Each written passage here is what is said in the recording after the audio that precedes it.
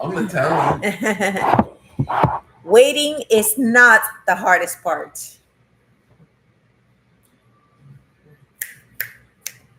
Today Okay. is day I don't 14. even know the song. Do you know the song? Comment below if you know the song, because I really don't know the song. What is that song, Brett? It's a Tom Petty song.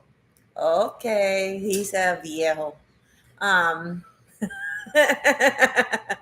Are you gonna get me the shot at all? I'm very comfortable you in my snuggie he watching didn't even football. want me to get that snuggie, and now all of a sudden he is using my snuggie all the time. You remember It's those very good for snuggies are football. back? I remember when those snuggies were in style, and then I went and got it They're not again. here for snuggies. I had it for years until it was literally falling apart, and then my daughter got one. My mother, her mother-in-law got it for her, and I was like, "Oh my gosh, I remember this snuggie!" And I had the exact same one, so They're I actually even ordered my softer sir. now Yeah, than they these used to are be. softer than they used to be, and nice and thicker. Snuggie sponsor us. Yes, snuggie. Anyways, yeah. Wait till you hear how long and why we had to wait, and we realized that waiting is not the hardest part. But before that, that is to have waiting is not the hardest part. How long we had to wait till we had our first liquid meal, and that was not on purpose, actually. So, anyways, how was your day, Brett? If you move to the side. You can sit up. Oh, there you go. Yeah. So today was good in the morning, but it got very challenging in the afternoon. I don't know if part of it was all the food that I saw or the stores we're in that had some food, but all of a sudden it hit me. What really, stores were we in today that had? well, like Five Below, all the candy and chips and all that kind of stuff. Oh yeah, Um, they have all the good candy. Five Below. and also, we did stop afterwards at Whole Foods and had soup, but there was a lot of other stuff there. Whole Foods has the best hot counter. They really do. Comment below Okay. if you have a hot food counter like Whole Foods. So I was really struggling and feeling tempted. Comment below if you've overpaid for the soups at Whole Foods by putting the soups in as weight where you're supposed to do what, Brett? Go ahead, tell us. You're supposed to scan the barcode on the soup can. Oh my gosh, I paid $40 for two soups because I did it wrong instead of 20. I double paid. Whole Foods owes us some money. Are you done cutting me off? Sorry. Go ahead. How Are you was your sure? day? Yeah. Married life. So I was struggling and feeling like, am I going to get into food today? We forgot the Two microphone. I hope you weeks can in. listen. You're You need still to come cutting me up. off, and You you need to said come we up were more. done. Come up more. Sit back more. I can. There you go. That's not. I don't like that look. Okay. I can't even go. You keep cutting me Lean off. in. Come closer to me. There you go. So I was feeling close to giving in, and we're at the house, and I really did not want to break this fast. I've seen too many good benefits from it, spiritually, physically, mentally.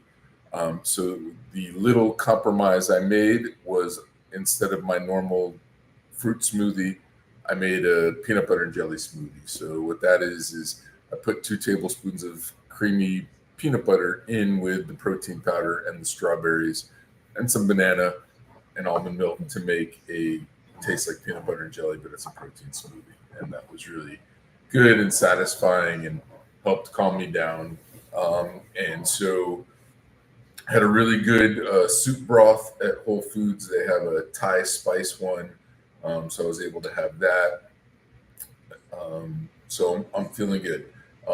It is, Sundays are always tough watching football all day and typically eating all day. So I probably will have another soup or smoothie before the end of the day. But feeling strong again. Keep going. Like, this is it. 2 weeks down, 1 week to go. 1 week to go. But it's not about just getting through the fast again. Yeah. And I keep reminding myself, like, God keeps speaking to me. I keep feeling like putting the distractions aside. I'm recognizing what is really important. what we should be focusing on.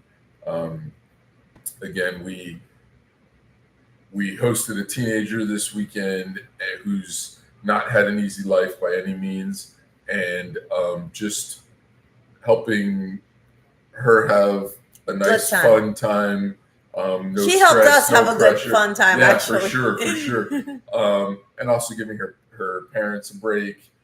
So just that was really cool. Yes. Some people reaching out on our other channel for prayer, and just being Yes. privileged enough to being asked to Present. pray for people, and that was really cool. And so yeah, just a lot of good ways in which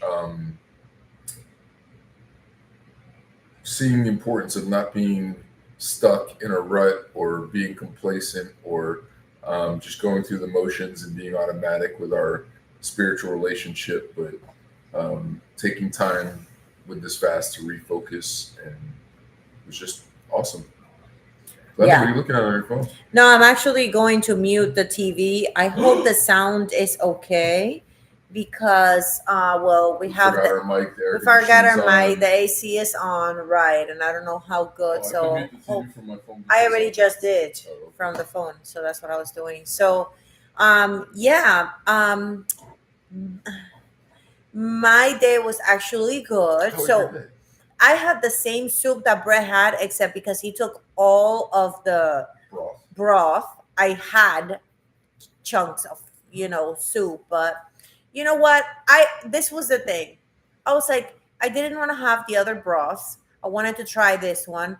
And I was just, you know what? I can be anxious about this, or I can just not be religious. And I had some beans yesterday in the soup because that was all that they had. And I said, you know what? I'm not going to be religious about it. And I am just going to have some stuff today. And, I'm going to forgive myself, and it's okay. And so We're not having a burger and chicken tenders and steak. Right, exactly. It was soup, and it is still soft foods. It's not solid foods. I'm not chewing in there, enjoying. And so, and we got a nice size, and I knew when to stop, so I didn't have it all. I had it all. And I was okay, and I had a great time. We had an awesome prayer this morning, and we had just a wonderful time with the teenager that we had in our house. We had an amazing service worship at our church, and then because we had this teenager, generally, and we both serve. Generally, I'm moving around. This time I had the opportunity to sit with her while we were waiting to start the service. And we both had our coffees. I cut it off at a certain time, so I intuitively intermittent fast until I have my first coffee. So it's usually about 14 hours, and then we don't have anything else. Usually when we go to church, sometimes I do have eggs when I'm not fasting, but I didn't have anything, and we didn't have any breakfast, just our coffee until after church. And about 11:30, 12, we get out and we go straight to have food. Like, we get out hungry. But today, what we were at church with the teen, she starts talking to me about archery and how she did it in youth camp, and how she liked it and she would like to do it again. And I was like, oh, I was trying to figure out what to do with her today after church. And so I was like, okay. So we started to look for places to do archery, and we found one that was able to host us for 1 hour archery, providing everything for us. And no experience necessary, starting at 12:30, which meant we had to dip at a church right away, and come home. We would have only 10 minutes to change and get in comfortable clothing because we would be doing archery outdoors, and it's kind of hot in Florida, and it's in the park, and it can rain and it can get muggy. So I don't want to go in my open toe shoes, and Brett doesn't want to wear jeans. So anyways, I got in the car. I said, Brett, he has some duties after church. I said, I'll wait for you in the car with her. We got out of church, said, sometimes I feel bad dipping like that without speaking and fellowshipping, but we had to get there right at 12:30. And so that meant that we were not going to have food until after. So we have a teenager who's probably always hungry. We have, Brett and I that are fasting. And so we didn't eat. Like, my last meal was 5 in the afternoon yesterday or just before 5. And so 5, 6, 7, 8, 9, 10, 11, 12, 1, 2, what is that? 12 plus 9, 5, 6, 7, 8, 9, 10, 11, 12. You said 1, 5 in the afternoon 2, till 3.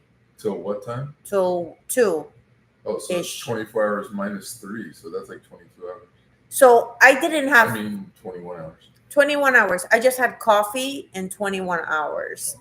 And, you know, when I'm thinking about how long we waited to have our first solid meal, It wasn't solid. Sorry, our first liquid meal, I was actually like, I was okay. Like I wasn't like, oh my gosh, no.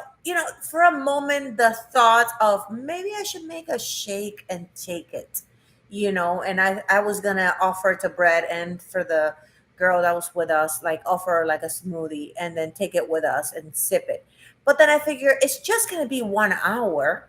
We were just gonna have to wait 1 hour. I mean, I remember so many times, like I'm the kind of person that Brett is a driver in our relationship.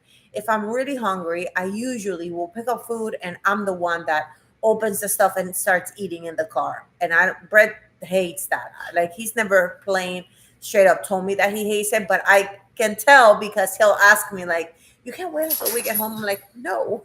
And so the simple fact that I'm like now it's like I can wait. Like it's okay. I don't have to have a smoothie and like and then because I knew that I wouldn't want to have something hot before whatever. And so I was actually very happy, very proud of ourselves.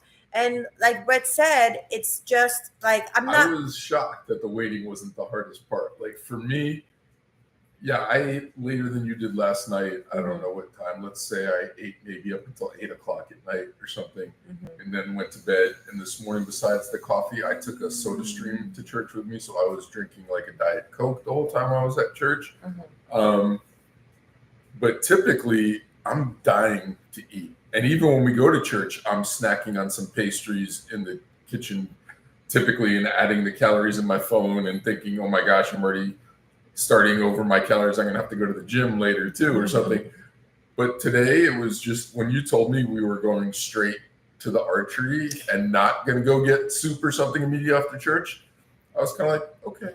It didn't really seem that hard. Like this fasting really has changed my mindset, made me think things are possible or taken off the limiting belief that I have to get food and I have to have it right away. You're going to starve. I have to have it right away. Like all of that has really kind of,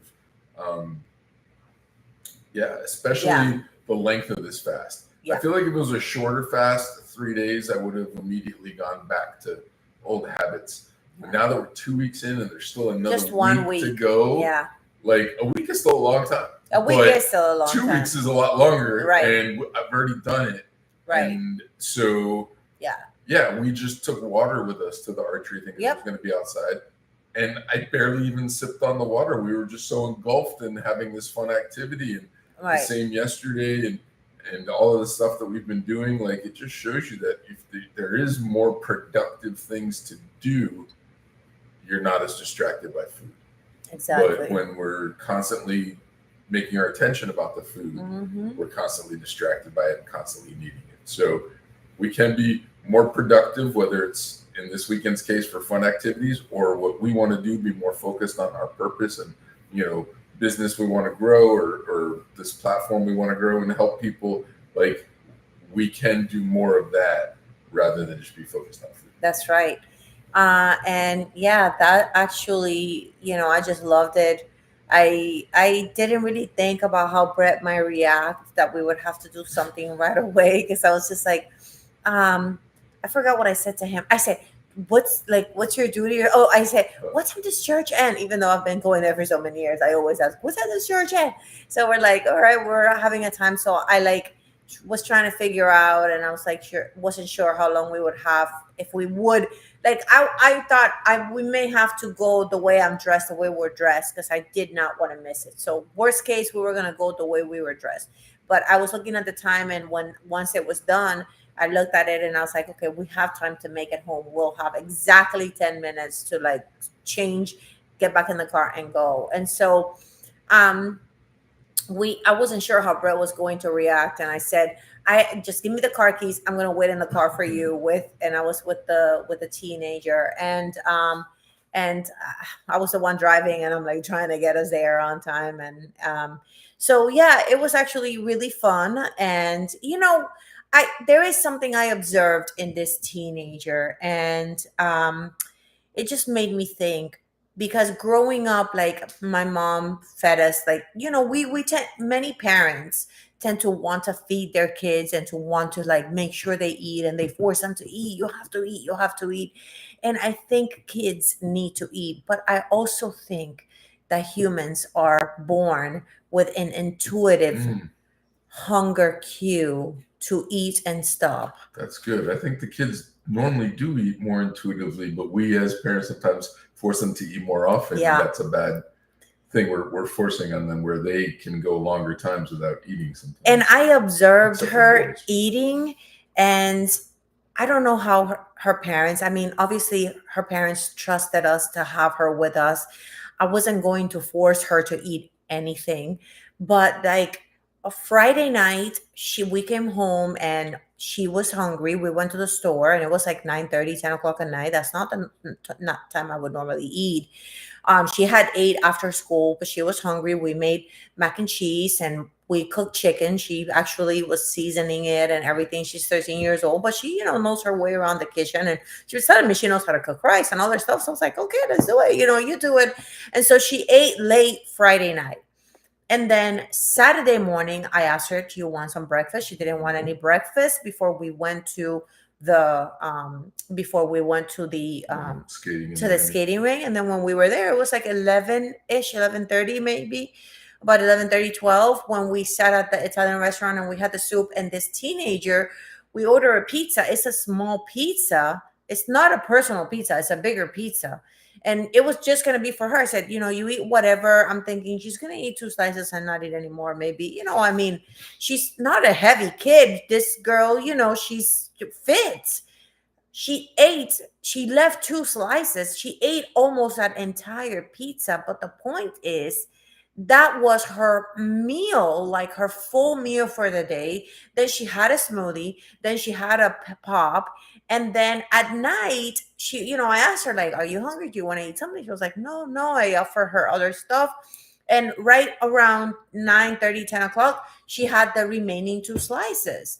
And so that was her whole meal for the whole day. And the point that I'm making is, like she's intuitively eating, when she's hungry, and not eating when she's not. And, I was just like, Yeah, with a box of like Frosted Flakes cereal here for 2 days that she didn't touch. She didn't even But touch. then this morning she decided. Then this morning I asked her, "Do you want breakfast?" So I could tell, and so, and then this afternoon after church, when it was time to eat, she ordered some substance food, some chicken, some rice, and she got extra protein, and she had some salad. And then she got a piece of cornbread that they make there that's really good. She ended up having that. And no, she actually saved that. She didn't eat that. No, she did. Oh, right. The cornbread, she didn't open it until after she got here. But the point is, she didn't finish all the food, and she's like, she no, didn't finish all the fruit. She was like, "I don't want any more." And I was like, okay, and I know she's not shy about eating, because she ate six of how many slices were in that? 6 slices. I think it was 8 slices, 8 small slices. Yeah, 4 and 4. And I think so. Anyways, the bottom line is, parents, don't force your kids to eat. They're not going to starve. They're going to eat when they're hungry. And I we need to learn to eat intuitively. And for some of us, we have to do some damage control, like tracking calories and setting boundaries, because maybe we were forced to eat when we were kids, and that's understandable. Our parents loved us and want to make sure we don't, starve. But in this country where there is so much food, we're not going to starve. Brett always says that being a homeless in the United States is like, should be, it's feels like it could be easier in the sense because you can go eat for like $1 at McDonald's. It's not the best food, but the point is you're not going to starve. That's the only reason why I bring that up. And so, we have to retrain our mind. We have to do damage control, and we have to be mindful about what we put in, when we put in, and why we put foods in our system. That it's not just to comfort us, our emotions, or for us to numb ourselves and procrastinate or mindlessly eat. So, if you are trying to overcome food addiction, you can do it. It is possible. And if you are trying to develop self control, you can also do it. And maybe fasting something is a way, something or everything, I don't know, is a way for you to jumpstart your journey to mindful eating. And you can see physical benefits as well as spiritual benefits, even if you are challenged in those two areas. And so we want so much for you and us to just be purposeful in our living, including the way we approach what we eat, what we put in our bodies. And we don't have to have a perfect life, a perfect day of food, or a perfect, day that we face, but that we are purposefully living and addressing life in that way. So, yeah, I don't know if you have anything else to add, Brett. Just that the fast again really helps with breaking off limiting beliefs, but lies that we've believed. Really helps to just shatter those things. So again, like Linda said, whether it's a food addiction or something else that you're struggling with, we recommend the fast as a way to open your eyes and your mind to actually the possibilities rather than the impossibilities. Yeah. And if you recognize that you are addicted to food, you probably struggle with addiction to other things, maybe social media, maybe video games, maybe pornography, maybe alcohol.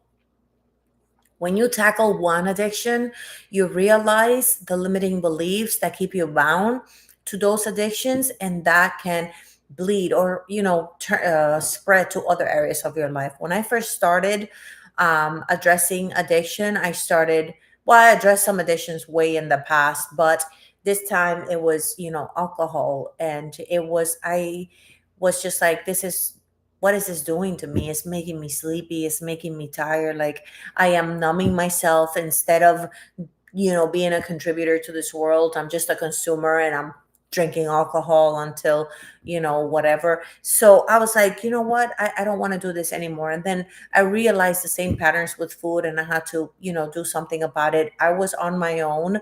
Not that Brett doesn't care about himself, about life, or about fulfilling, but he wasn't the person that I could say, do this with me so that I can win. Yeah, I was much more content with being complacent. Yeah, he's a content person, and I admire that. If you're a content person, there's nothing wrong with that, but maybe you want something more.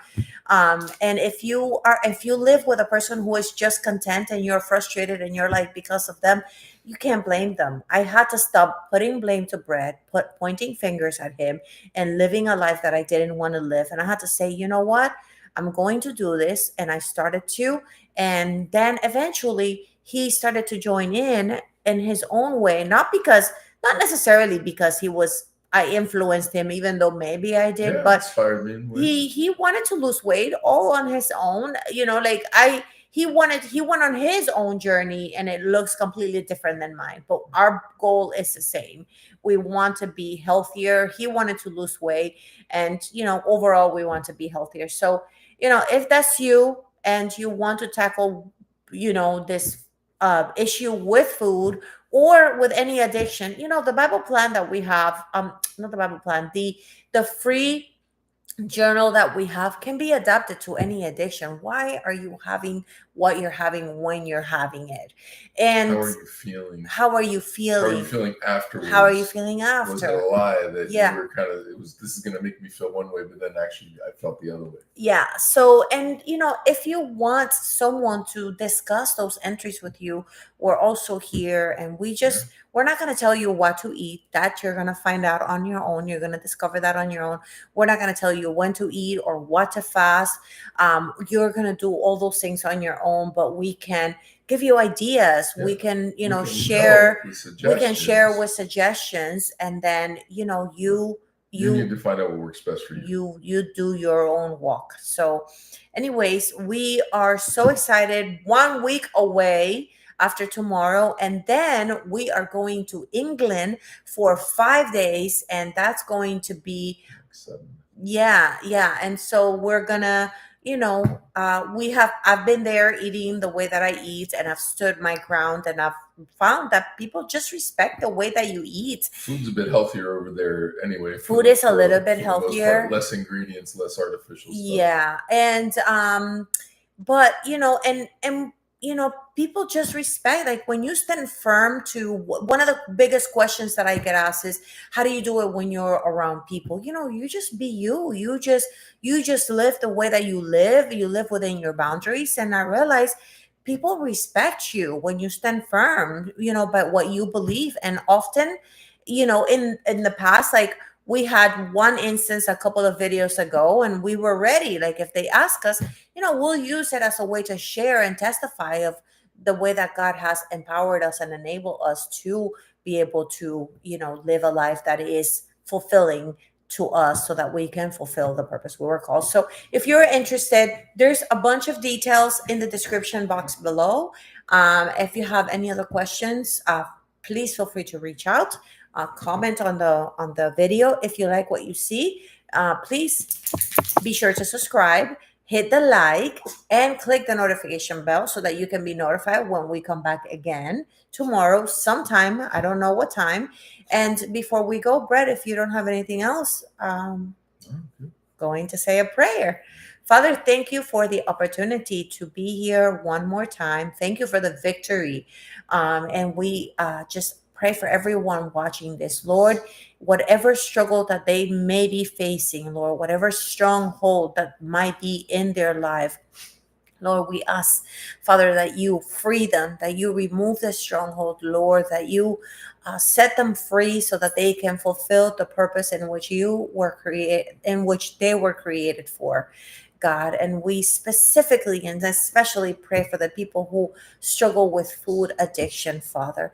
We pray, God, that they learn to recognize, Father, that everything can be good, but not everything is good for everyone, and that we just don't live by bread alone, but by every word that comes out of your mouth. Lord, bless the community of mindful eaters, Father, and that we can be just mindful people overall. In Jesus' name we pray. Amen. And we thank you for joining us one more time. We look forward to seeing you tomorrow. Bye.